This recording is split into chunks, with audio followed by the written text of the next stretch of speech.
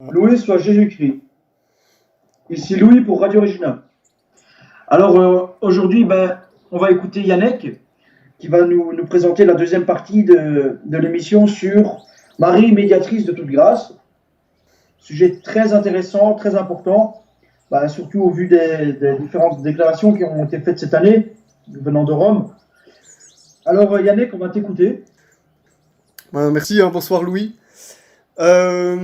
Bon, comme je l'avais dit la dernière fois, c'est vraiment l'émission la plus importante qu'on ait faite sur Radio Regina, enfin en tout cas à mon sens. Parce que, encore une fois, comme j'ai dit dans la première émission, on a ici des clés pour le combat contre le modernisme et Vatican II, etc. Donc c'est ultra important. Donc il y a encore beaucoup de choses à dire évidemment, et comme on le sait, c'est toujours des choses assez introductives. Comme d'habitude sur Radio Regina, c'est comme ça qu'on fonctionne. Après, les gens peuvent approfondir. Et là, justement, ce qui est assez sympathique pour aujourd'hui, c'est que, en fouillant un petit peu mes emails, quelques échanges avec William Lorenzo, dont j'ai parlé dans la première partie, j'ai vu qu'il m'avait envoyé un email contenant un PDF avec des extraits du fameux livre de Cyril van Overberg, que j'avais parlé la dernière fois, qui est un homme politique catholique belge, et qui a rédigé la biographie de la carmélite dont il était question dans la première partie, c'est-à-dire Madeleine de Jésus, Mère Madeleine de Jésus, le livre intitulé Une carmélite d'aujourd'hui, née en 1862, décédée en 1946, et j'ai retrouvé du coup des notes, des témoignages qui sont dans ce livre. Alors évidemment, c'est une personne en Belgique qui a fait parvenir ces extraits en les photographiant certainement avec son téléphone. Elle les a fait parvenir à William Lorenzo, qui ne parle pas français, mais je suppose qu'il les a traduits via Google Traduction pour comprendre un peu le texte. Mais bon voilà, j'ai vu ça un petit peu en retard, qui m'avait envoyé cet email avec ces très beaux textes qui mériteraient vraiment une émission à eux seuls, quoi. Et là, c'est juste quelques extraits, donc je serais bien curieux de voir le reste. Dans ces extraits, il y a des choses vraiment très très très édifiantes, incroyablement édifiantes, dont je m'attendais vraiment pas, malgré tout ce que disait déjà Manfred Hauck dans son livre dont on a parlé la dernière fois, qui a la référence pour faire cette émission, à savoir Mary, Mediatress of Grace, on en a déjà parlé. Donc je vais lire quelques extraits. Enfin, je vais lire un témoignage de Mère Madeleine de Jésus, qui parle ici du cardinal Mercier. Et on va voir que, comme on le sait, Mère Madeleine, c'était une grande mystique, elle a eu des visions, non seulement la Sainte Vierge, mais aussi notre Seigneur Jésus-Christ, et elle explique tout ça dans le livre. Et elle explique comment fonctionnaient un peu ces visions. Ça allait au-delà du visuel. Sa façon de décrire les apparitions sont vraiment étonnantes et édifiantes. Très étonnantes. Mais malheureusement, je ne vais pas m'attarder là-dessus, comme on en a pour un petit moment, et je vais plutôt me concentrer sur le cardinal Mercier, puisqu'il en est question pour cette double émission. On va revenir un peu. Et comme on le sait, Monseigneur Mercier, il était loin d'avoir eu un mandat impeccable, comme on le sait, on en a beaucoup parlé la fois dernière. Et là, malgré tout, elle livre un témoignage assez incroyable. Donc ici, il va être question de miracle. Et je vais vous le lire. Maintenant, évidemment, l'Église ne s'est pas prononcée là-dessus, mais toutefois, ça mérite d'être lu, en particulier pour ce genre de mission, qui est consacrée au dogme, au 5e dogme marial, Marie médiatrice, et de ce fait également au cardinal Mercier, qui a joué un grand rôle dans la préparation du terrain, en tout cas, pour que nous puissions un jour, avec l'aide de Dieu, entendre un jour ce dogme proclamé. Donc, je vais lire l'extrait en question. On t'écoute. Son témoignage. Alors, elle dit: ce qui fut vraiment frappant, c'est que le sac de farine que le cardinal donna un jour à la communauté ne diminua jamais tant que dura la guerre. Or, nous y avions constamment recours, car nous ne voulions pas cesser le régime végétarien, quoique la guerre aurait pu nous y faire renoncer. En conséquence, nous avions souvent besoin de ce précieux féculent pour la nourriture de la communauté. Et la farine ne diminua jamais tant que dura cette longue guerre de 4 ans. Toutes mes religieuses porteront témoignage de ce fait. Ici, elle parle bien d'un miracle. Elle parle d'un miracle. Donc le cardinal leur a donné un sac de farine, et durant toute la guerre, durant 4 ans, il n'a jamais diminué. Il n'a jamais diminué, et elle dit bien, nous y avions constamment recours. Donc, c'est des choses, évidemment, que l'Église devrait vérifier au cours d'une enquête, hein, bien entendu. Mais c'est très troublant. Elle dit aussi, ma carrière d'immolation volontaire pour les âmes sacerdotales fut couronnée par la plénitude du sacerdoce qu'est l'épiscopat. Pendant 20 ans, j'ai été fidèle au mandat divin, et notre saint cardinal, le lendemain de sa mort, m'est apparu au tabernacle du Carmel-Ducle, pendant que 250 000 personnes défilaient à Malines devant sa dépouille mortelle. Le but de mon immolation a toujours été la personne de son imminence et de son apostolat. Après sa mort, je renouvelai mon entente en disant à notre Seigneur, je continuerai pour l'Église de Belgique et son primat ce que j'ai fait pour le cardinal Mercier. Et la promesse de soutien au cardinal Mercier qu'elle avait faite pour son Carmel, qu'on en avait parlé la fois dernière, cette promesse-là, elle l'avait fait signer de son propre sang, et Saint Pie X avait béni la promesse. Voilà, donc il y a encore beaucoup de choses à dire par rapport à ce texte, ce livre, mais on s'écarterait trop du sujet, mais ça ne reste pas moins extrêmement intéressant. Et donc voilà, ce qui s'est passé par rapport à Mère Madeleine de Jésus. Maintenant, donc, je vais continuer la suite du programme par rapport à la première partie. Et bon, ben voilà, c'est reparti pour un petit tour. Hein. Ah bah. Alors, 16 janvier 1916, on a le cardinal Mercier qui va rendre visite à Benoît XV. Et il va Répète un peu, hein. De quoi? Pas Benoît XVI, hein, Benoît XV, hein. Oui, évidemment, en 1916. Oui, que les choses soient claires. Et le cardinal Mercier veut évidemment lui attirer l'attention sur la médiation mariale.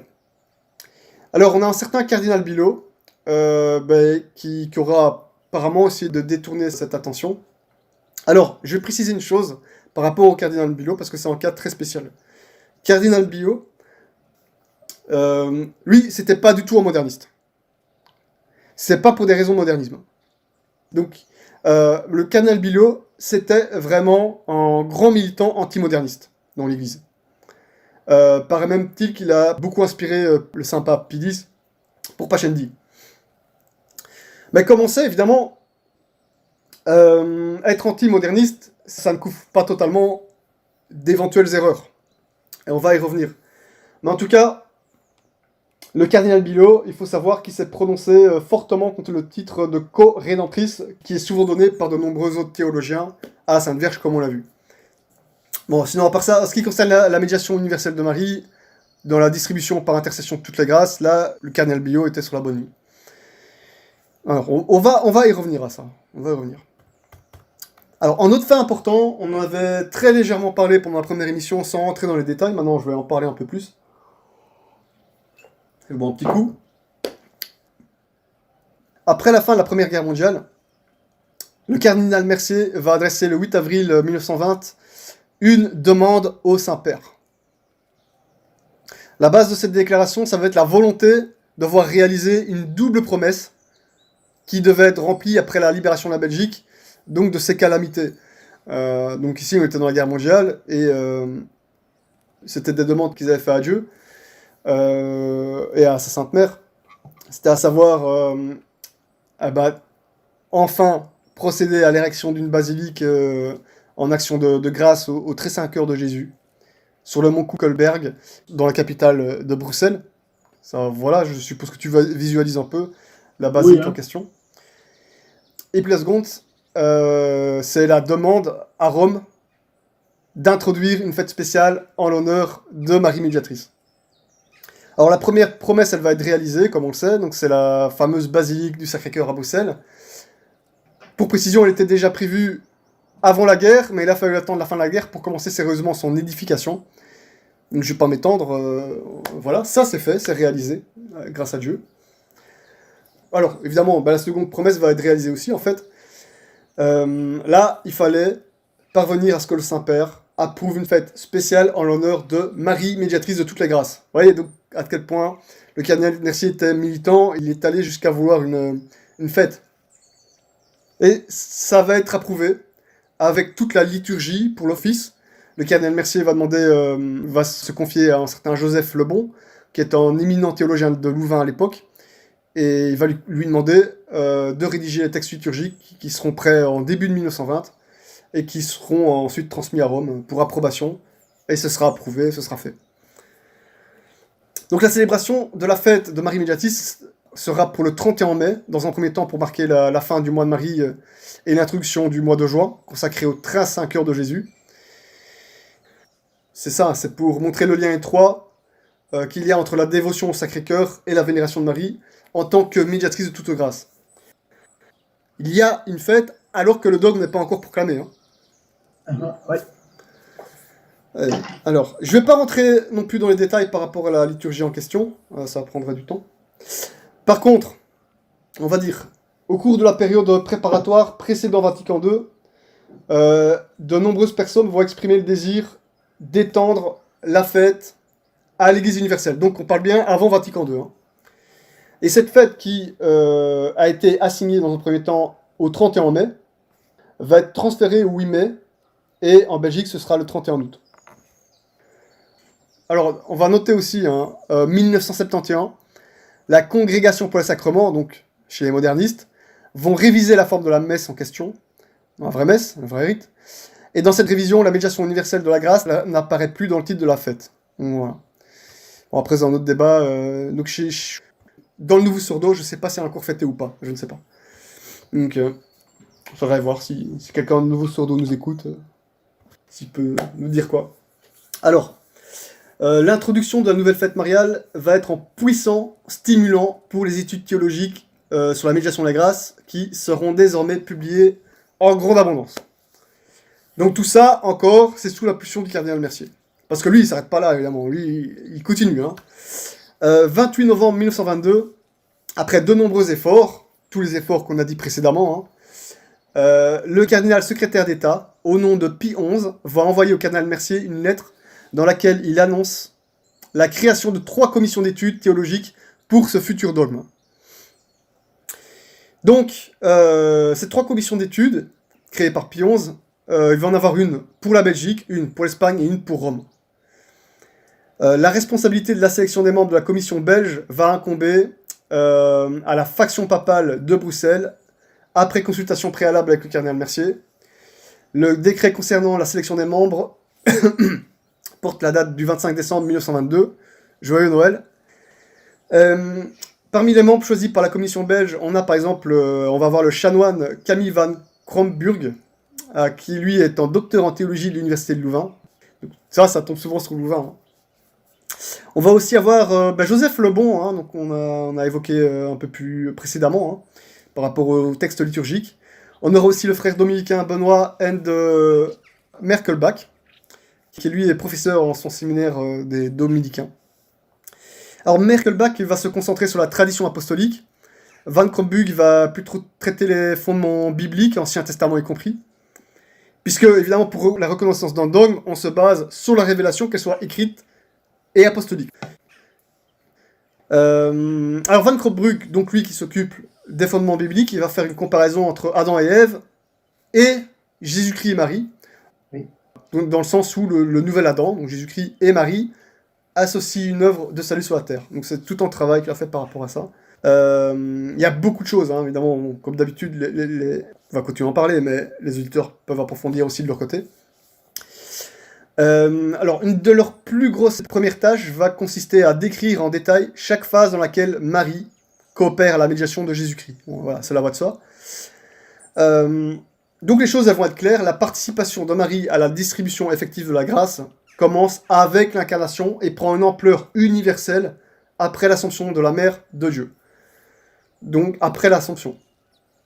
Donc, on peut déjà en parler. Le rôle de Marie dans la distribution de la grâce ne s'effectue pas physiquement, car Dieu, lui, est la cause physique de la grâce. La coopération de Marie est une forme de causalité morale. Donc, c'est comme ça que les théologiens expliquent les choses. Alors, les travaux des 3 commissions papales seront achevés en 1925. Le pape Pie XI, donc selon les déclarations du cardinal Mercier, le pape Pie XI est enclin, comme auparavant, à la proposition concernant la médiation universelle de Marie, mais la priorité va être donnée à cette époque sur le règne social de Jésus-Christ. Donc pourquoi? Parce qu'il le faut. On a l'encyclique Quas Primas qui est parue le 11 décembre 1925, et c'est vraiment extrêmement important pour contrer l'athéisme public, qui est très représenté en URSS par définition. Et puis on a eu les Christéros, etc. Donc voilà, l'accent a été beaucoup mis sur le règne social de Jésus-Christ à l'époque. C'était vraiment très important. Donc voilà, du coup, voilà, c'est une priorité pour le pape Pie XI.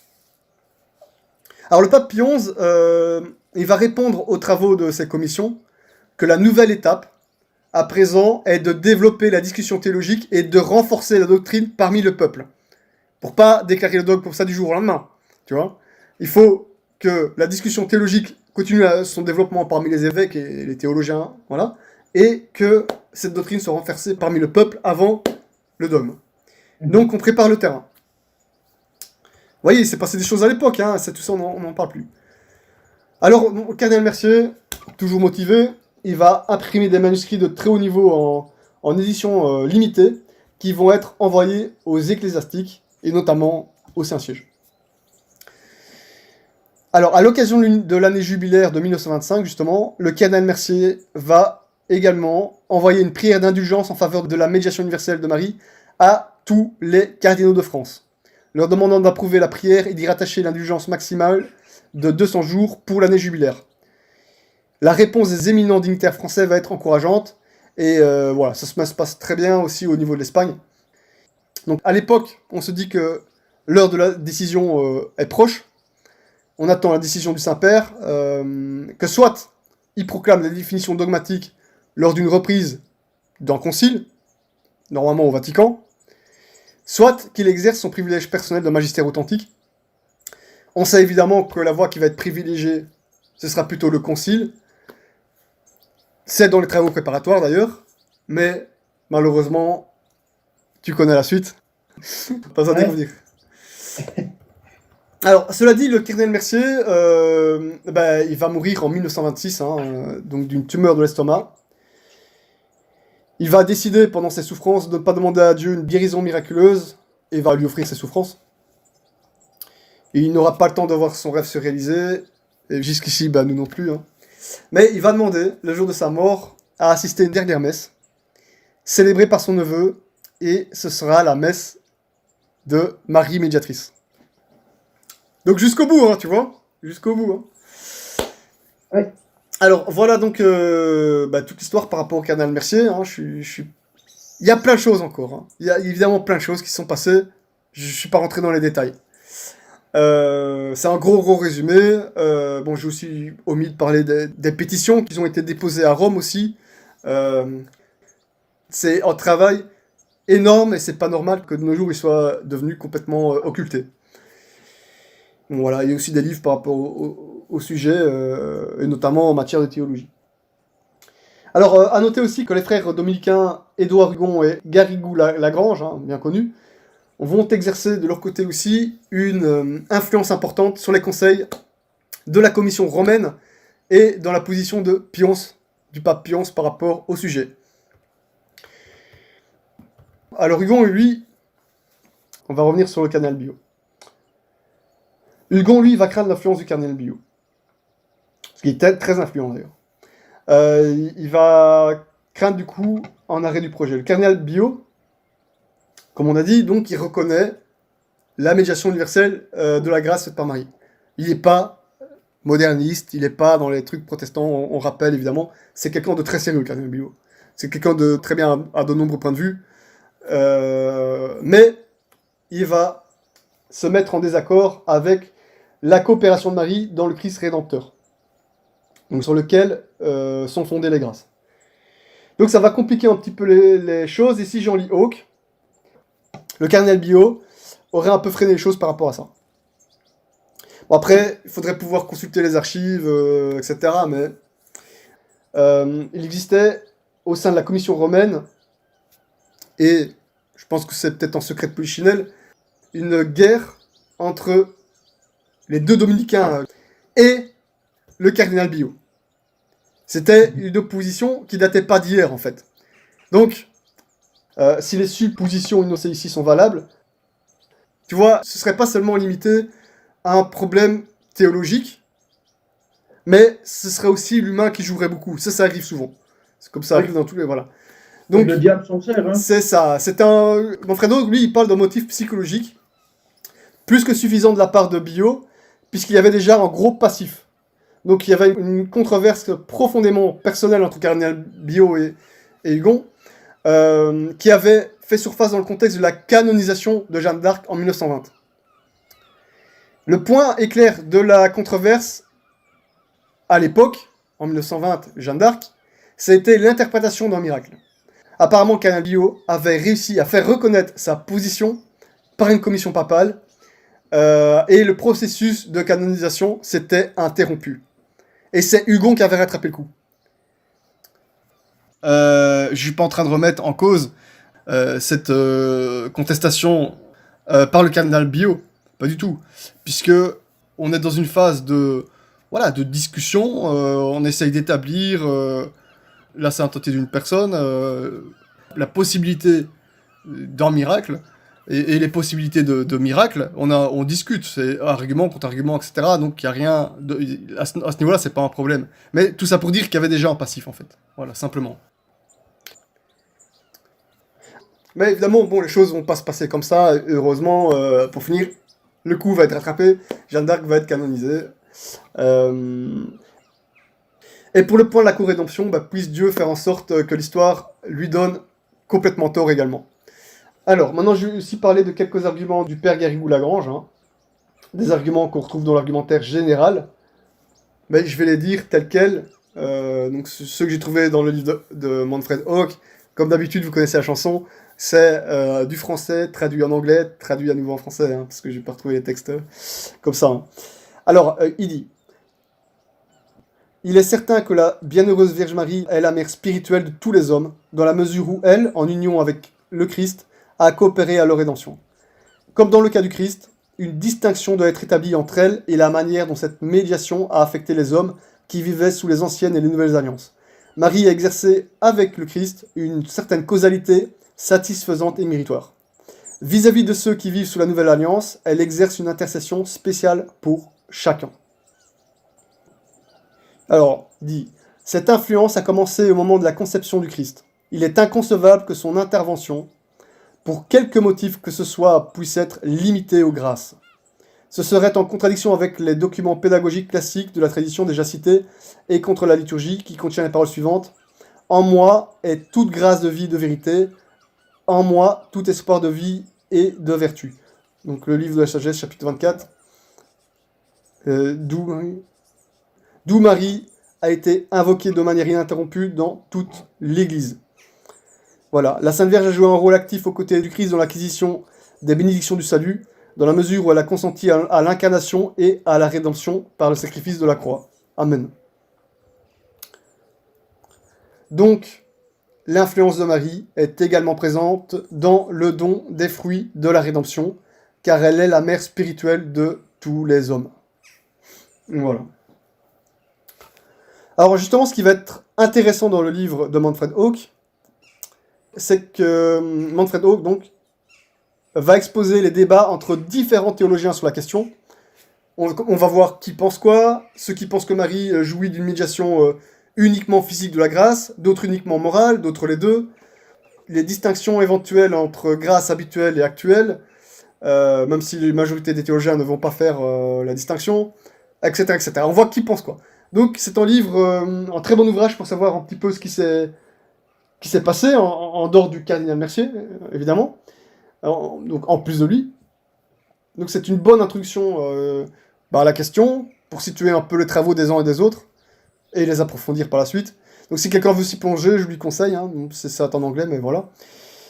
Donc voilà, je recommande fortement. D'ailleurs, si un bon anglophone peut même traduire le livre, ce serait magnifique, hein, parce qu'on a affaire à une perle. Hein. Alors, on continue. on a des témoins principaux de cette doctrine aussi, qui sont Saint Bernard de Clairvaux, Saint Alphonse de Liguori, Saint Louis-Marie Grillon de Bonfort. On les a déjà cités dans la première émission. Enfin voilà. Les choses, elles auraient pu s'engager à Vatican II.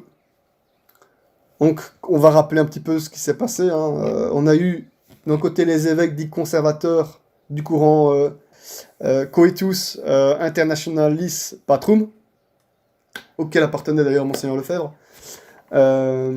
Donc, c'est un courant, évidemment, qui soutenait cette proclamation dogmatique. Et les modernistes ont tout fait pour faire échouer.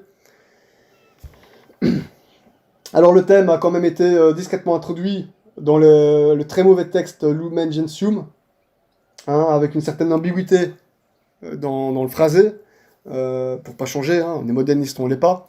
Évidemment, ça donnait un petit os à ranger pour le camp conservateur, donc, voilà, c'est comme ça qu'ils s'en tirent d'affaire. Donc, l'idée finalement retenue pour satisfaire tout le monde a été finalement de donner à la Sainte Vierge une place importante dans le document sur l'Église, c'est-à-dire de prendre le parti d'évoquer Marie à travers sa place dans le mystère du Christ et de l'Église, sans évidemment la proclamer co-rédemptrice.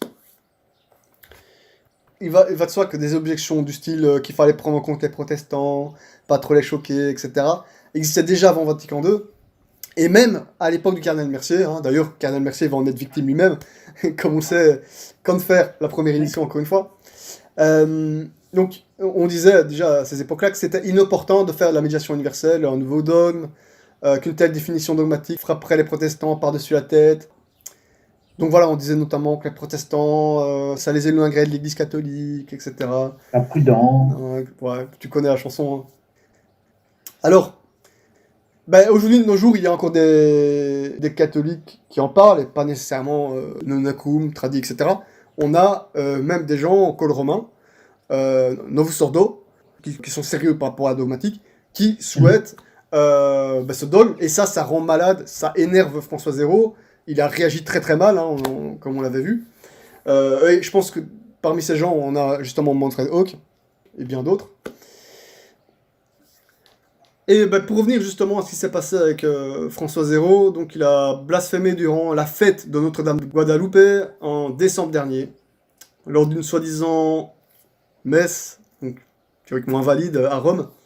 Il a dit sur Marie: elle n'a jamais voulu pour elle quelque chose qui appartenait à son fils. Elle ne s'est jamais présentée comme co-rédemptrice, non, disciple, qui dit. Marie, a-t-il insisté, n'a jamais volé pour elle-même tout ce qui appartenait à son fils, au lieu de le servir. Parce qu'elle est maman, elle donne la vie. Quand ils viennent à nous avec l'histoire de la décarrer-elle ou de faire ce dogme, nous ne nous perdons pas dans la folie, qu'il dit. C'est la dernière chose qu'il veut entendre. La dernière chose qu'il veut entendre. C'est ça, donc j'espère que les auditeurs ont écouté la première mission, mais là, ils ont un problème avec Marie, les modernistes. Ils ont un problème avec Marie. Ce dogme, c'est la dernière chose qu'ils veulent entendre parler. Oui, puis ils confondent. Quand bien même elle ne se serait jamais présentée comme ça, c'est pas pour ça que c'est faux.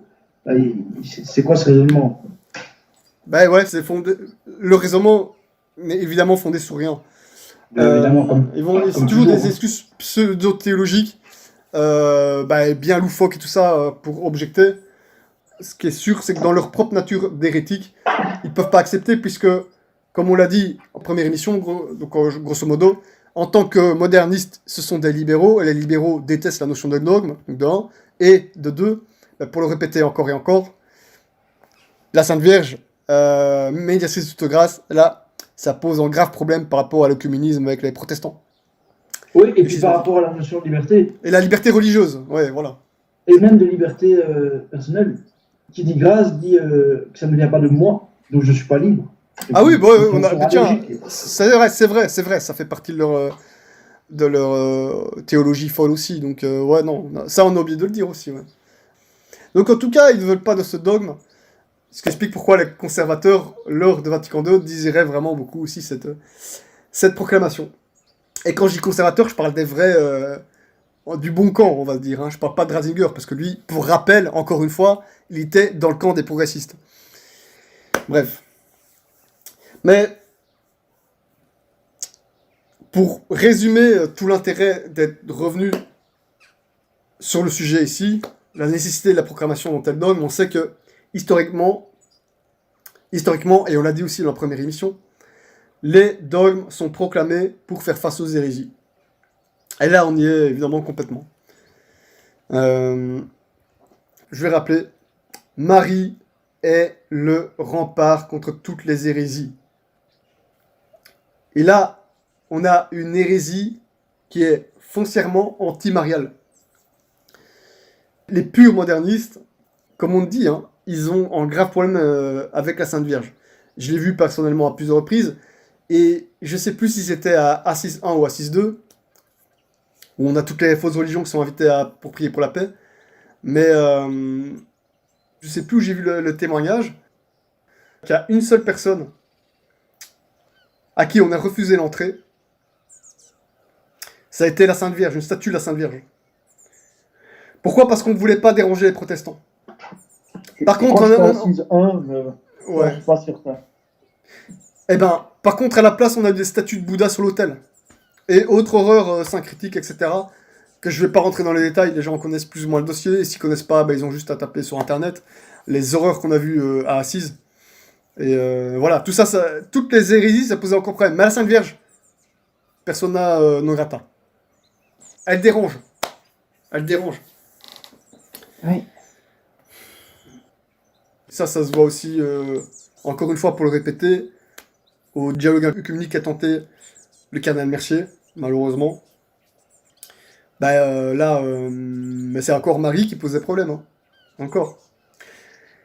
Donc, encore une fois, la Sainte Vierge est le talon d'Achille des modernistes. Et je vais montrer maintenant un exemple qui s'est passé il y a 2 ans. Non, 3 ans. Un exemple qui s'est passé il y a 3 ans, en 2017. Qui est extrêmement parlant. Et là, si les gens n'ont pas compris, je sais pas ce qu'il faut faire. Donc, vous savez, en 2017, c'était le quinquacentenaire de la réforme protestante. C'était les 500 ans de l'affaire Luther. Du coup, fatalement, c'était la fête dans le monde protestant, plus spécifiquement luthérien, et il y a eu beaucoup de commémorations avec des modernistes pseudo-catholiques en leur compagnie. Rome, évidemment, la Rome occupée par les modernistes s'en est mêlée, avec François Zéro et ses sbires. Il y a eu beaucoup de scandales qui se sont passés, souviens-toi, mon ami. Et ça, on peut retrouver tout ça dans la presse. Ce qui est intéressant, c'est que le grand climax de cette grande fête, la plus haute des commémorations qui devait couronner la grande réconciliation entre les, entre guillemets, catholiques et les protestants, elle devait avoir lieu à Bruxelles, dans la cathédrale Saint-Michel et Gudule. Donc là, on parle d'un grand sacrilège, une magnifique cathédrale. Là, le sacrilège, il est énorme. Ça s'est passé, hein. Ça s'est passé, et je vais expliquer. Là, c'était le grand rendez-vous, c'était les grandes retrouvailles. Je sais pas si tu vois où je veux en venir, en fait, déjà. Ben oui, quand même, oui. Bah oui.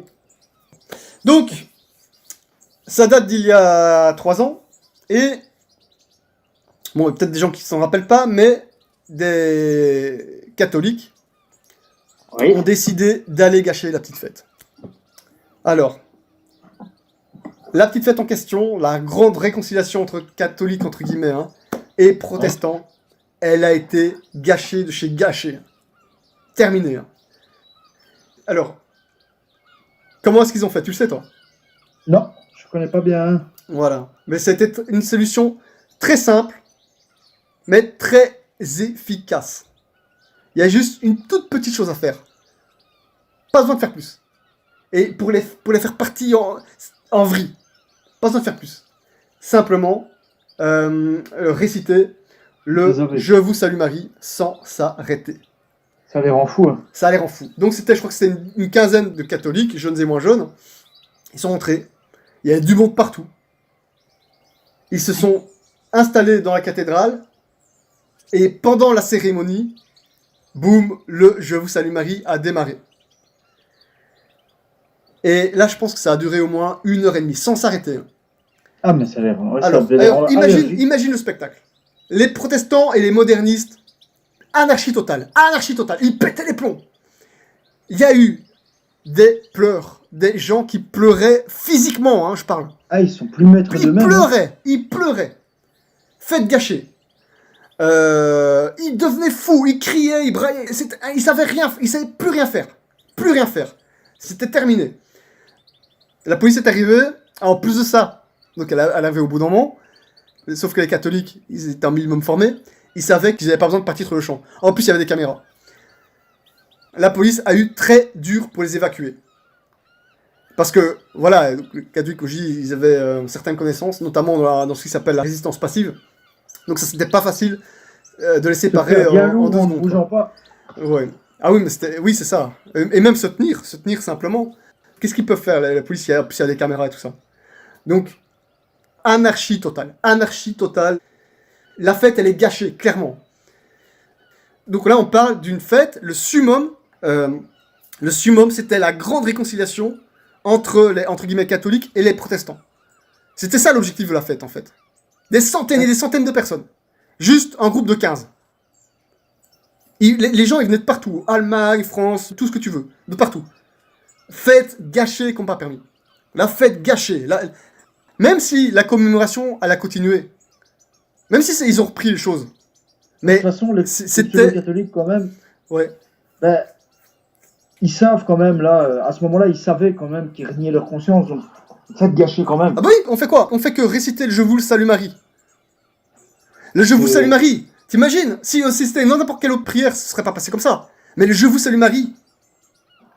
Ah, les protestants, les modernistes, mais pétage de plomb. Pétage de plomb.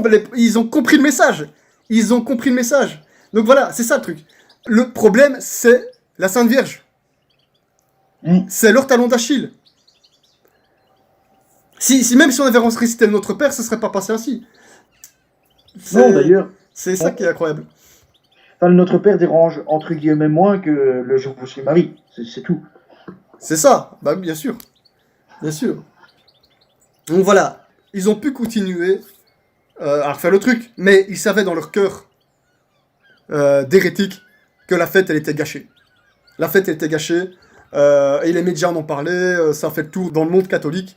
Dans le monde entier, chez tous les catholiques, un tant soit peu traditionnels, la nouvelle est passée, même des politiques polonais, ils en ont parlé. Voilà. Mais c'est ça. Les gens parlaient à la limite comme si c'était d'héroïsme ou quoi, mais alors, non, c'est même pas héros. Il y avait rien à faire, c'était juste rester bêtement. Un Je vous salue Marie, et pff, les os s'écartent. tu vois ce que je veux dire? C'est simple au final. C'est simple. Bien sûr, c'est tout simple. Donc, c'est ça. Chaque fois, la donnée qui pose problème, et on l'a vu dans les précédents événements qu'on a cités, notamment dans la première émission, Marie, c'est la graine de sable dans l'engrenage, honnêtement. Donc, c'est ça que je dis, c'est une clé pour contrer Vatican II. C'est logique que ce soit une clé pour contrer Vatican II. C'est pas pour rien que les modernistes deviennent fous avec ça. C'est pas pour rien que Bergoglio réagit ainsi. C'est pas pour rien que les choses qu'on a expliquées avec Assise, etc. C'est comme ça. C'est le talon d'Achille.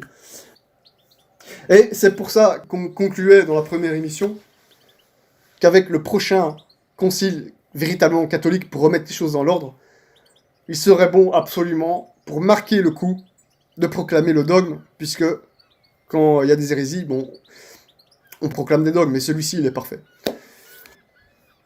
Donc, le combat, il faut qu'il continue, hein, il faut qu'il continue. Donc voilà, vous comprenez pourquoi François Zéro pète les plombs. Maintenant, vous avez promis la dernière fois, donc dans l'émission, la première émission, qu'on allait refaire un petit tour du côté des Philippines. Donc on a commencé par les Philippines, donc on termine par les Philippines. Et j'avais expliqué au début de la première... on voyage ici, hein. J'avais expliqué au début de la première émission que cette proclamation dogmatique tenait beaucoup à cœur le peuple philippin. Donc, pour rappel, les Philippines, c'est l'un des pays les moins déchristianisés au monde, au plan culturel au moins. Je dis bien au plan culturel. Puisqu'évidemment, des vraies chrétientés, ça n'existe plus. Hein. Tout est à refaire. Oui, bah oui. Il y a pas que des bonnes choses aux Philippines, hein, on va pas se mentir. Mais bref. Comme partout, hein, il y a des problèmes partout, évidemment.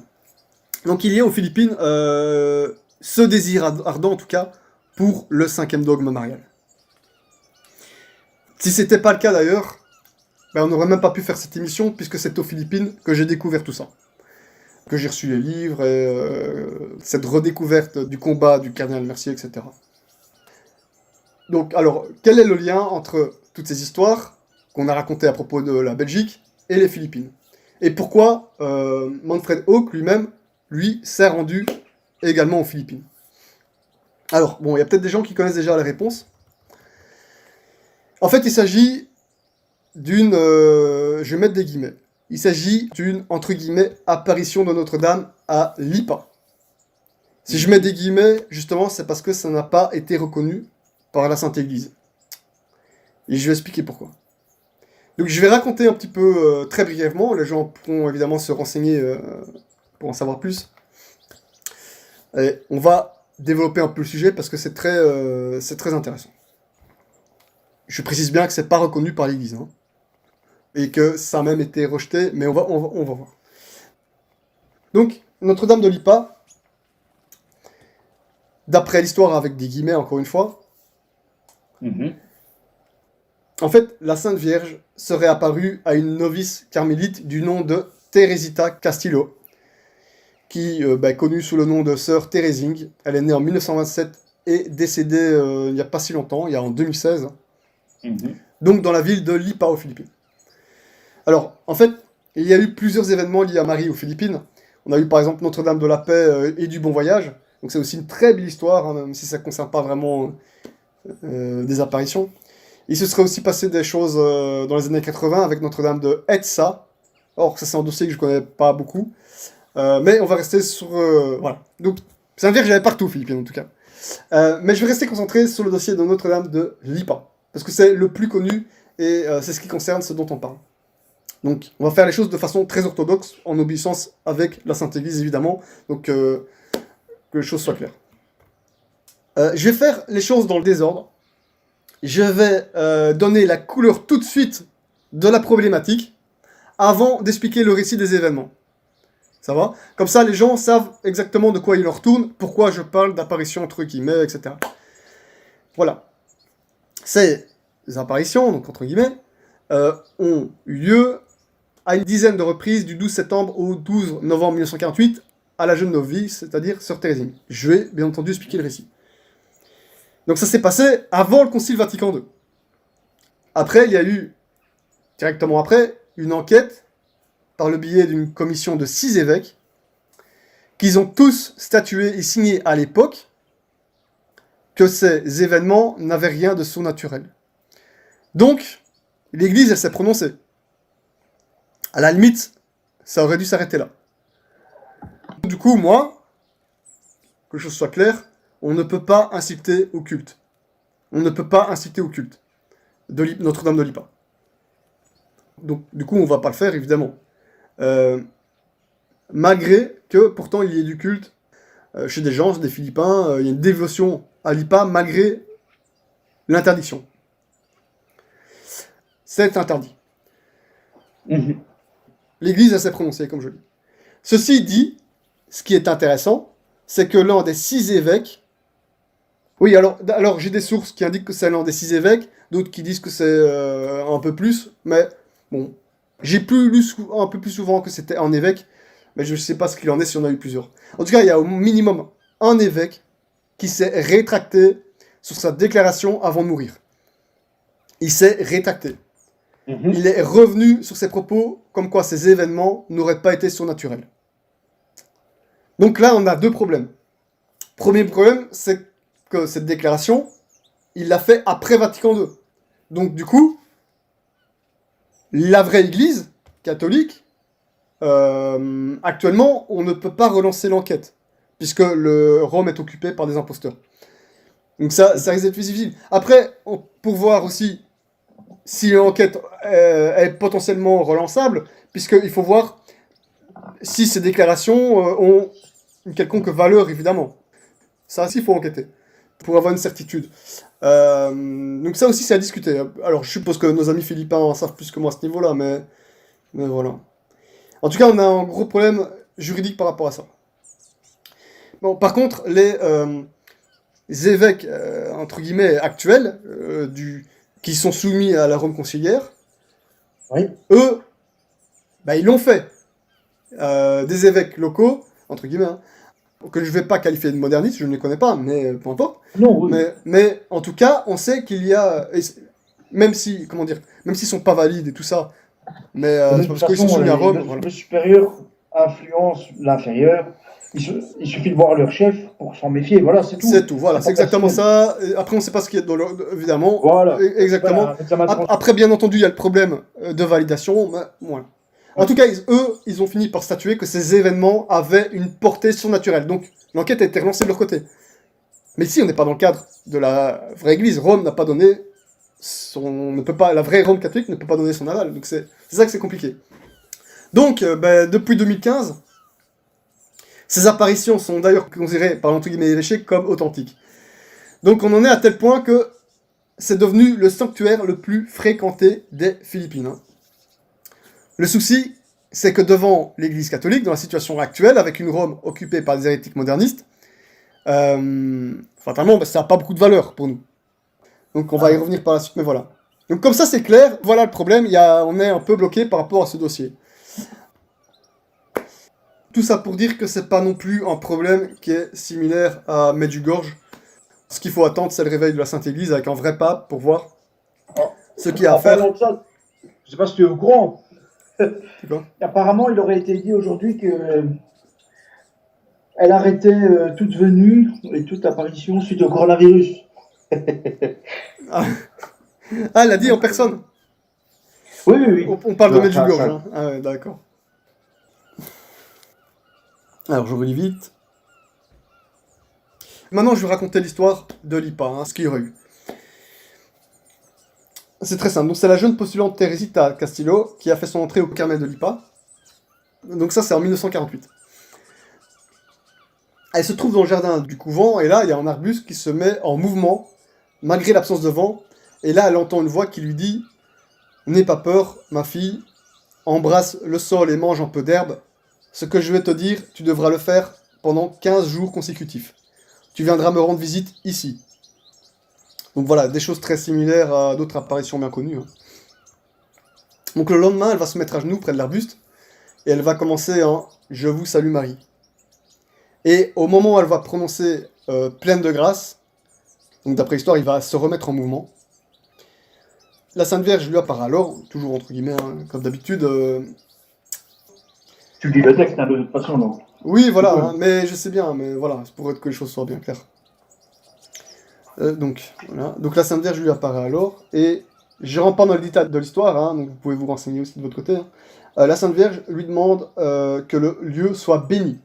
2 jours plus tard, ce sera fait, car l'évêque auxiliaire de Lipa et l'aumônier du Carmel seront présents. La jeune novice va donc tout faire pour les convaincre de bénir le lieu. Et là, Teresita voit la Vierge, les bras ouverts, qui lui transmet un message pour sa communauté. Aimez-vous les unes les autres comme de vraies sœurs, venez souvent me rendre visite, faites de ce lieu un endroit sacré et respecté, cueillez les pétales, je vous bénis toutes. Et c'est à ce moment-là que toutes les personnes présentes sur le lieu rapportent avoir constaté une pluie de pétales de roses qui semble provenir du ciel. Alors, il y a un petit cycle d'apparition de la Vierge, où elle va demander à la jeune religieuse d'installer une statue en son honneur, de réciter régulièrement le chapelet, de pratiquer la pénitence, de cultiver l'humilité et la simplicité, et de prier en particulier pour les prêtres et le pape. Encore une fois, je ne rentre pas dans les détails. Donc après ça, il y a eu une toute dernière apparition hors cycle. Donc le cycle dont on parle, il était en septembre, mais là, il va en avoir une unique et brève apparition, entre guillemets, en novembre 1948. Et c'est au cours de cette apparition que la Vierge se serait présentée sous le nom de médiatrice de toute grâce. Et cette apparition donne encore lieu à une pluie de pétales de roses. Et la Vierge serait apparue avec Jésus-Christ quelque temps. Après ça, il n'y a plus d'apparition. Après, ce qui va se passer, quelques jours après la dernière apparition, non reconnue, je précise toujours, des pluies de roses vont commencer à se reproduire à l'extérieur de la clôture du couvent. Mhm. Ce qui fait que des centaines, on va avoir des centaines, puis des milliers de personnes qui vont affluer alors près du Carmel de Lipa pour assister au phénomène. À la suite de ces événements, auxquels, dans un premier temps, il donne un jugement négatif, l'évêque de Lipa, Monseigneur Alfredo Verzosa, il va interdire la vénération publique de la statue de Notre-Dame de Lipa. Mais, le 19 novembre 1948, il se précipite au Carmel pour arrêter la poursuite des manifestations, pour demander de stopper les foules de pèlerins qui continuent à affluer, et il va être accueilli par une pluie de roses qui l'accueille à son tour. Une pluie de roses qui semble provenir du ciel. Et il va être bouleversé par ce phénomène et va revenir sur sa décision temporaire en approuvant la vénération de la statue de Notre-Dame de Lipa. Alors, une première chose à noter, c'est que le message de la Vierge, toujours dans le cadre non reconnu, c'est que ces messages ne vont pas à l'encontre de la révélation, ce qui est plutôt donc un signe une bonne base qu'on pourrait potentiellement y adhérer de foi humaine. Alors après, il y a aussi d'autres, voilà, des choses extraordinaires qui se seraient passées. Je vais pas peut-être directement rentrer dans les détails, mais l'un des plus gros problèmes qui a fait le plus de controverses, ça a été en fait le terme de Marie médiatrice, et surtout médiatrice de toute grâce, qu'aurait utilisé la Vierge lors des apparitions. Et là, ça a divisé les théologiens. Et donc on en revient au sujet de notre émission. Donc, je sais pas si c'est ça qui a joué, mais du fait que le dogme n'a pas été proclamé, je peux comprendre que ça pose problème, même si... Bon, on a quand même eu droit à une fête, c'est quand même, médiatrice de toute grâce, c'était déjà courant en théologie, mais voilà. En tout cas, ça peut peut-être jouer en défaveur de la reconnaissance des apparitions, puisque, comme on a vu, Marie médiatrice de toute grâce, ça implique beaucoup de choses, hein, comme on l'a expliqué pendant l'émission. Donc l'évêque de Lipa, suite à un rapport des événements en décembre 1948, il a persisté et signé dans l'approbation de la vénération de Notre-Dame médiatrice de toute grâce, mais néanmoins, comme on l'a expliqué en introduction, il va y avoir une commission d'enquête qui sera formée autour de 6 évêques philippins et qui vont signer 3 ans plus tard une déclaration qui considère le caractère non supranaturel des événements de Lipa. Conséquence, la carmélite Thérésista va quitter le couvent, l'évêque et mère prieure du Carmel sont déchargés de leurs fonctions. La statue de la Vierge réalisée sur les indications de la voyante va néanmoins être préservée de la destruction par les carmélites du couvent, et elle va être sauvée donc, par les sœurs. Alors, les mois suivant les apparitions, le nombre de pèlerins va continuer à affluer pour assister aux pluies de roses, qui vont décidément ne plus s'arrêter. Ces phénomènes feront la une des quotidiens nationaux et internationaux durant un certain temps. Le 11 novembre 1949, Corazon Aquino, qui sera une future présidente des Philippines, se rend en pèlerinage au Carmel de Lipa et assistera à son tour à une pluie de roses, donc une présidente. Alors, on va avoir droit à de nombreuses guérisons considérées comme miraculeuses, et bien d'autres événements miraculeux en rapport avec les pétales de rose qui vont être rapportés à la commission d'enquête pour l'authentification des événements. Alors, il s'est passé d'autres choses curieuses dans les années 90. 6 enfants qui jouaient dans le jardin du devant du monastère ont prétendu avoir vu la statue de Notre-Dame du Mont-Carmel sur le terrain du monastère s'animer et verser des larmes. Ça, quelques jours après qu'une pluie de pétales de rose soit retombée encore sur le couvent, donc c'est curieux, ça tombe pile poil sur le couvent. Maintenant, ce qui s'est passé, comme on a dit, quelques décennies plus tard, l'un de ces évêques de la commission, après Vatican II, l'un ou plusieurs de ces évêques vont retirer leur jugement négatif sur leur lit de mort. Maintenant, après le retrait de l'un ou plusieurs des évêques sur la fameuse déclaration, le dossier pourrait potentiellement se réouvrir. Il faudrait voir ce qu'il en est. Hein. Je ne sais pas. En tout cas, les conciliaires Novus Ordo philippins, comme on l'a dit, ils l'ont déjà fait. Du coup, le dossier, voilà, il est réouvert en 2005. Et s'en est suivi une autorisation de la dévotion par, entre guillemets, l'évêque Cabrera Arguel. 10 ans plus tard, suite à une enquête favorable, il publie un décret qui reconnaît comme authentique et digne de foi les manifestations. Alors bon, voilà, le problème, c'est que, en même temps, c'est ça que c'est assez fou, le Vatican occupé par les modernistes, lui, ne reconnaît pas ce qu'il y aurait eu par la voie de la Congrégation pour la doctrine de la foi. Donc c'est très tendu. D'ailleurs, lui-même, Cabrera Arguel a soumis à Rome que soit définie Marie médiatrice. Lui-même l'a fait. Hein. Donc, il veut que soit déclaré le 5e dogme marial. Tu vois, dans les traces du cardinal Mercier. J'imagine que François Zéro va pas le nommer cardinal. Hein. En tout cas, rappelons en plus que d'un point de vue catholique, bah, tout ça pose problème comme l'église est occupée. Voilà. Problème, hein. En tout cas, là maintenant, la vénération, elle ne peut pas se faire, puisque la vraie église, donc avant Vatican II, a statué que c'était pas possible. Donc là, il faut obéir. Donc voilà, après moi je ne connais pas bien le dossier, comme d'habitude, base introductive, les auditeurs n'ont plus qu'à se renseigner hein, pour en découvrir un peu plus sur toutes ces histoires. Hein. De toute façon, on est catholique, on doit obéir à la vraie église, donc à la vraie Rome, au jugement des 6 évêques philippins qui étaient sous Pie XII. Voilà. Donc si jamais vous passez un jour par les Philippines, ben, vous ne pouvez pas aller vénérer Notre-Dame de Lipa. Il faut attendre un éventuel débouché positif hein, donc par rapport à cette histoire. Par contre, sinon, on a Notre-Dame d'Antipolo. Hein, donc ça, c'est une autre histoire. Hein. Ça, j'y suis allé d'ailleurs. J'ai ramené un beau t-shirt. Bon. Et ouais. Qu'est-ce que je voulais dire? Tu disais ça ne s'oppose en rien à la révélation. Ouais. Mais, petite question, comment est-ce qu'on fait le lien alors avec Saint Paul qui dit que Jésus est le seul médiateur?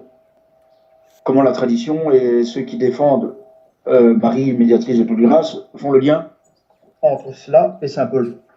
Parce que bon, nous on sait bien qu'elle est médiatrice par son fils. Donc il y a moyen de faire un lien avec Saint Paul.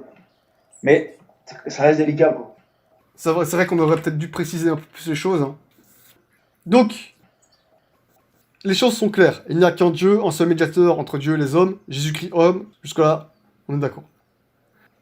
L'idée, c'est que toute médiation étrangère à celle de notre Seigneur Jésus-Christ est exclue, sauf une médiation subordonnée à la sienne. Voilà, oui. C'est ça.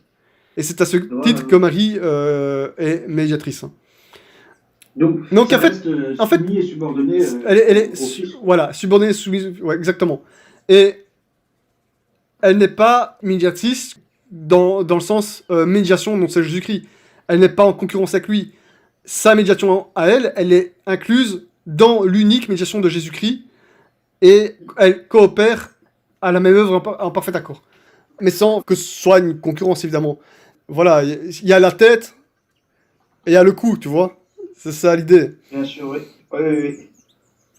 C'est médiatrice universelle de toutes les grâces, parce que toutes les grâces que nous recevons, elles vont passer par elle. Voilà, en fait, ces médiatrices, c'est pas toute source. Ça passe par elle, mais elle n'en est pas forcément la... Enfin, j'ai peur de ce que je dis, on se reprend. Non, mais c'est ça, non, t'as tout compris. T'as le canal et t'as la source. Voilà, tu vois, elle, c'est le canal, c'est l'aqueduc. Comme dit Saint-Bernard, c'est l'aqueduc. Donc voilà. Donc c'est bon, c'est clair. Amen. Nickel. Donc on pourra encore développer, hein, mais... Où est-ce que j'en étais? Voilà, Notre-Dame d'Antipolo.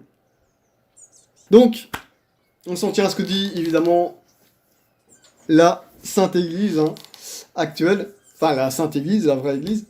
Maintenant, que ces apparitions et les miracles et tout ça, tout ce qui s'en est suivi, soient avérés ou pas, dans tous les cas, les Philippins sont fascinés par le 5e dogme. Ils souhaitent le 5e dogme. Donc même si voilà, on déclarait que les faits rapportés sont inauthentiques, de toute façon, les Philippins, ils sont obsédés, ils tiennent beaucoup à la question du 5e dogme, mais au moins, eux n'ont pas oublié. C'est ça qui est aussi important par rapport à ça. Donc ils rêvent de voir le 5e dogme proclamé, y compris donc Novus Ordo, etc. Du coup, quand Manfred Hawk il a commencé à s'intéresser aux Philippines, bah, le temps il était passé hein, depuis sa rédaction du livre Sous le canal Mercier, hein, qui date de 2004. Et bah, moi j'ai un document où il est allé beaucoup plus loin. Hein. Il s'intitule La médiation universelle de Marie et le lien de la Belgique à l'IPA. Il est allé aux Philippines, donc il participe en pèlerinage, et dans ce document qu'il présentait aux Philippins, en fait, il résume la situation par rapport à ce dogme, d'abord d'un point de vue théologique, ensuite d'un point de vue historique, et là, c'est là qu'il va parler du cardinal Mercier, mais très résumé, hein. Et il va aussi évoquer le travail apostolique de Frank Duff. C'est un laïc irlandais qui a fondé la fameuse Légion de Marie. Donc c'est aussi une organisation à laquelle les Philippins ont beaucoup apporté, fait de l'apostolat. Bon voilà, en tout cas c'est une très belle association, j'ai pas le temps d'en parler ici, hein. Beaucoup connaissent déjà un petit peu. Après voilà, donc par rapport à Marie Médiatrice, Manfred Hawk il va fatalement aussi citer des choses dans ce document qui ont été faites après Vatican II. Hein. Ben, nous on va pas s'en occuper, on va pas calculer tout ça. Ça m'intéresse pas trop ce que disent des faux papes qui embrassent le Coran, hein, personnellement. Mais voilà, je vais pas mélanger le bien et le mal. Alors il va citer aussi 3 vieux saints, hein, qui sont André de Crète, Saint Germain Ier de Constantinople et Saint Jean Damascène, hein, dans ce document. Et ils ont écrit les premiers témoignages orientaux à propos de l'intercession de la Sainte Vierge. Alors Saint André, il l'appelait déjà médiatrice de loi et de grâce. Saint Germain, il parlait par exemple de Marie en tant que pleine de grâce, exultation de l'âme, culte universel du monde entier et réelle bonne médiatrice de tout pécheur. Saint Jean Damascène, il dit médiatrice et escalier pour Dieu qui descend vers nous. Ça, c'est tiré d'une homélie. On a bien sûr les références qu'on a citées dans la première émission, hein, avec Pie X, Pie XI, Pie XII, Lyon XIII. Voilà, Lyon XIII d'ailleurs qui se réfère à Saint Bernard. Saint Bernard, lui, justement, qui parlait d'aqueduc, mais aussi de cou, donc par lequel passent toutes les grâces du Christ, la tête, vers les membres du corps mystique. Et comme William Hobbes, c'est un homme intelligent, hein, il répète, malgré son attachement à l'IPA, qu'il ne faut pas confondre la doctrine de la médiation universelle de Marie avec les, entre guillemets, apparitions. Même si celles-ci peuvent être considérées comme authentiques, c'est évidemment pas sur ça que doit reposer la foi catholique. Non. Elles ne peuvent pas être considérées dans la doctrine dogmatique. Donc ça, c'est un très bon rappel. Non, c'est un confort, mais pas une preuve, c'est tout. Ouais, c'est ça. Et la foi catholique, il dit, trouve ses racines dans la révélation au travers des Saintes Écritures et la tradition apostolique. Faut-il le rappeler, hein, c'est très important. Alors, ce qui est génial aussi, avec Manfred Hawk, il s'est attaqué aussi à Medjugorje et tout ça pour dénoncer. Alors, à ce moment-là, en plus, aux Philippines, il va attaquer la franc-maçonnerie. Il va dénoncer celle-ci comme ayant apporté une mentalité séculière dans le clergé, notamment via la Belgique où la franc-maçonnerie est très puissante. Ouais. Tu vois, il ne fait pas de cadeaux, à l'instar de la France aussi, bien entendu. Et alors c'est bien qu'il ait dit ça aux Philippines parce que la franc-maçonnerie, elle est très développée aussi dans cet archipel. Là, quand tu roules en voiture et tout ça, en ville, tu vois, c'est pas rare de voir... Il s'affiche, hein. Tu vois, chez nous, quand tu vois une voiture un peu spéciale, avec des autocollants un peu bizarres, t'as genre centre d'action laïque, des choses ainsi. Mais là, en Philippines, ils se cachent pas du tout, hein. T'as l'équerre et le compas, hein, direct, pas de problème. Hein. Ouais. Et c'est pas rare d'en croiser des voitures ainsi. Donc, c'est un gros problème. Elle est très puissante aussi là-bas. Hein. Bon, aux États-Unis aussi, voilà. Mais après, à mon avis, la franc-maçonnerie philippine, ça doit pas être non plus la même mentalité qu'en Belgique, en France, puisque là, c'était. Dans nos pays, c'est plus la guerre contre la religion catholique. L'américaine n'est pas la même non plus que l'européenne. C'est mauvais, hein. De toute façon, c'est des ennemis, mais c'est pas évidemment le même type d'ennemis. Voilà, parce que. On fera une émission très prochainement sur la franc-maçonnerie, je vous le promets, avec l'aide de Dieu, évidemment. En tout cas, malgré qu'il soit novus ordo, hein, donc Manfred Hawk, il a quand même la conscience de comprendre et de faire le constat que l'Église elle est en crise. Il dit que nous avons... Alors ça, c'est ce qu'on disait justement depuis la première émission. Donc il dit que nous avons besoin d'une nouvelle faveur pour le divin don de grâce. Il explique que lorsqu'il y a crise, on sort des dogmes. Donc voilà, c'est pas bien formulé comme expression, mais grosso modo, c'est exactement ça. Les dogmes sont souvent proclamés contre l'hérésie, et il a bien compris, évidemment, que ce dogme était adéquat pour combattre le modernisme. Surtout que Marie, comme il dit lui-même dans le document, elle se manifeste comme l'exterminatrice de toute hérésie. Amen, voilà. C'est vraiment ce qu'on dit. Alors il va dire que l'initiative pour le 5e dogme a reçu un fort soutien en Belgique de 1915 à 26. Ça c'est jusqu'à la mort du cardinal Mercier, évidemment. 90 ans plus tôt, il dit « La Belgique était très croyante ». Avant le concile, évidemment, on va le préciser ici. Les séminaires et noviciats étaient remplis de jeunes gens, des centaines de missions, prêtres et sœurs, partout dans le monde et spécialement en Afrique. L'université de Louvain était un des piliers du catholicisme en Europe. Voilà.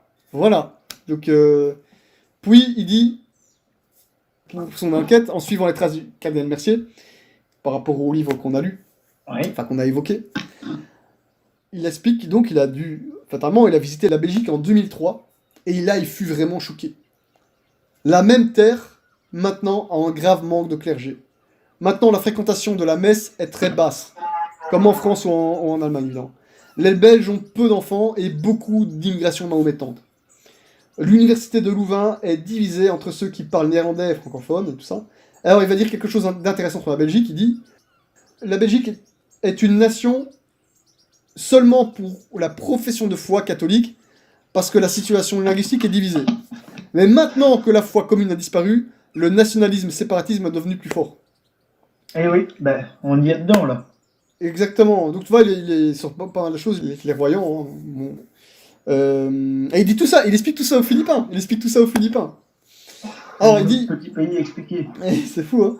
Alors il dit, il s'est bien rendu compte que maintenant, l'université de Louvain s'était bien sécularisée, pour ne pas dire satanisée. Il explique que de choses similaires sont visibles partout en Europe. Et pour lui, le gros problème, c'est la mentalité séculière, qui ne prend pas au sérieux la question du péché originel, et donc ne valorise plus l'importance de la grâce surnaturelle. Parce que ça aussi, il faut en parler, évidemment. Les racines du mal, spécialement en Belgique, il le lie donc au dialogue avec le monde, chez les leaders du clergé. C'est lui qui le dit. Et tu ne sais pas, comme ça, hein, s'il a eu des liens avec Monseigneur Labzio, qui est peu connu, hein, mais qui est un conciliaire de Sordo et qui s'est converti, et qui a rejoint la fraternité Saint-Pédis. J'ai pas la moindre idée. Qui était philippin, justement. Et donc, tu ne sais pas s'il y avait des liens entre les deux? Je ne sais pas, mais on va faire en sorte qu'il obtente peut-être éventuellement l'enregistrement s'il parle français. Hein. Bah oui. En tout cas, voilà. Maintenant, Manfred O, il affirme qu'il rêve dans Vatican III, où le dogme de Marie Médiatrice sera proclamé. Ça, évidemment, il a raison, ça aurait dû être le cas à Vatican II, mais pour les raisons qu'on connaît, ça s'est pas fait. Alors il précise encore sur la situation que beaucoup de Philippins ont vocation pour répandre la foi dans le monde, puisque beaucoup promeuvent et tiennent à ce dogme de Marie Médiatrice. Donc ils se rendent bien compte de tout ça. Alors, il fait une comparaison, on arrive tout doucement à la fin, hein. Il fait une comparaison très sympathique. Il va dire qu'aujourd'hui, d'une certaine manière, nous sommes dans la situation des gens de Cana. Nous manquons de vin. Et ce manque de vin, il peut être vu comme un signe de manque de la grâce divine. Un signe de situation de nécessité. Et nous devons prier le Saint-Esprit par l'intercession de Marie pour recevoir cette abondance de toute grâce. C'est incroyable. Il termine ces mots en faisant une comparaison justement avec la situation des gens de Cana. Et je trouve ça vraiment magnifique. Parce que c'est vraiment par ça que tu ne peux que conclure.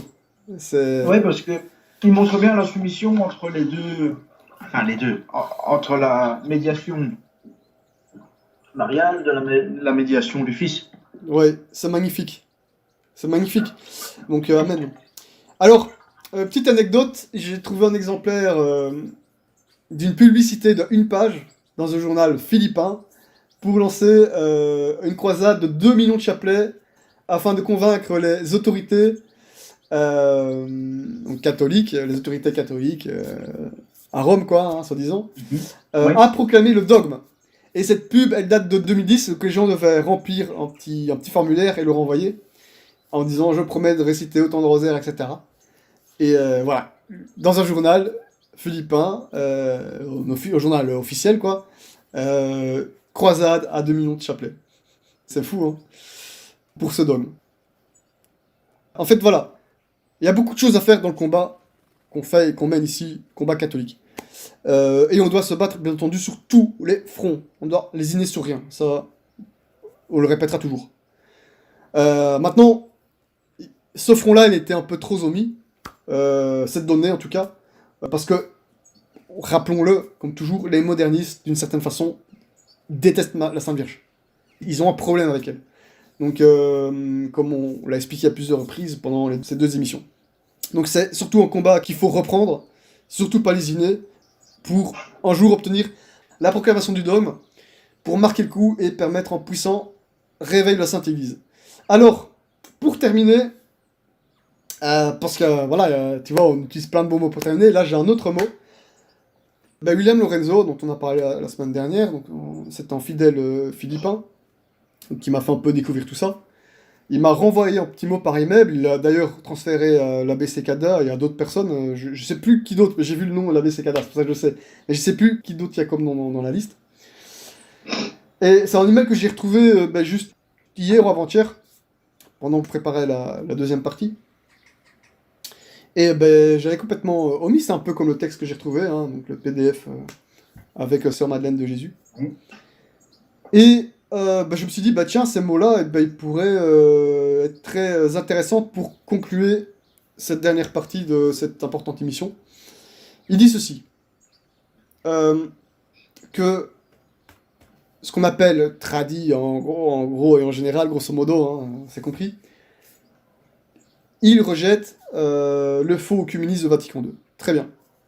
Les tradis rejettent le décret sur la liberté religieuse de Vatican II. Les tradis rejettent les déformations liturgiques commencées par Vatican II. Il dit, ok, ça c'est l'aspect anti de l'apostolat du mouvement traditionnaliste. Mais nous devons également être pour quelque chose. Et là, à savoir ici, la renaissance du mouvement, commencée au début du XXe siècle, pour élever la doctrine de la médiation universelle à un dogme de la foi qui était ressenti même au sein de Vatican II, mais qui a été contrôlé et arrêté par les œcuménistes habituels. Il dit, nous devons relancer le mouvement pour le dogme de la médiatrice. Car c'est par la grâce de la Sainte Mère de Dieu que l'Église militante se verra confier une tête visible qui définira le rôle de médiation de la Sainte Vierge dans l'histoire du salut. La grâce de la papauté ne peut être donnée que par l'intercession de la médiatrice universelle. Nous devons travailler et prier pour le renversement de Vatican II. Nous devons travailler et prier pour un vrai pape catholique. Nous devons travailler et prier pour un retour à la tradition. Nous devons également prier et travailler pour le dogme de la médiation universelle. Parce que cela peut surmonter tous les maux engendrés par les modernistes de Vatican II. Elle est destructrice des hérésies parce qu'elle est la médiatrice de toutes les grâces. Elle nous donnera un pape catholique. Alors il dit encore... Le noyau doctrinal de Fatima est la médiation universelle. La consécration collégiale de la Russie et la définition de la médiation universelle sont les 2 faces d'une même médaille. La glorification de Marie en tant que médiatrice universelle. Le ciel demande les deux à son église sur terre. Et là, il recommande évidemment l'ouvrage de Manfred Hauck. Voilà, amen. Amen. Donc tout est dit. Ça fait partie intégrante du combat qu'il faut mener. Moi, j'en suis convaincu aussi. On voit à quel point c'est efficace, qu'il suffit d'un seul Je vous salue Marie pour faire trembler les modernistes, donc on fait trembler le diable. C'est tout. C'est leur talon d'Achille, on peut plus convaincu. Il faut combattre sur tous les fronts et ne pas omettre évidemment celui-ci qui a été un peu trop omis ces dernières décennies. Simplement l'intérêt de cette émission. Amen. En tout cas, c'était intéressant, tant d'un point de vue historique quand même, que d'un point de vue théologique, quoi. Voilà. En tout cas, merci. À approfondir évidemment les auditeurs, hein. N'hésitez pas. Mais que les choses soient claires, c'est pas pour rien que je dis que cette émission était la plus importante. Ça fait partie des choses clairement qui vont se jouer pour faire très mal aux modernistes. Évidemment. Ça fait partie du combat de façon complètement intégrante. Voilà, c'est sûr. Voilà. Merci. Voilà. Merci pour tes recherches et Et ben voilà, c'était Ouais. une émission intéressante. Beaucoup de travail et bah merci. En tout cas, je peux remercier aussi les prédécesseurs, hein, que ce soit voilà aussi toute cette chaîne Mhm. qui, depuis tous ces travaux qui ont été réalisés jusqu'à maintenant, qu'ils ont été un peu omis et que j'espère que les gens vont se conscientiser en écoutant cette petite émission et que le combat va reprendre aussi à ce niveau, hein. Enfin voilà. Dio gracias. Allez, Au merci, revoir, hein. Yannick. Très bonne soirée à toi, hein, Louis, hein. À très bientôt, une autre prière. Oui.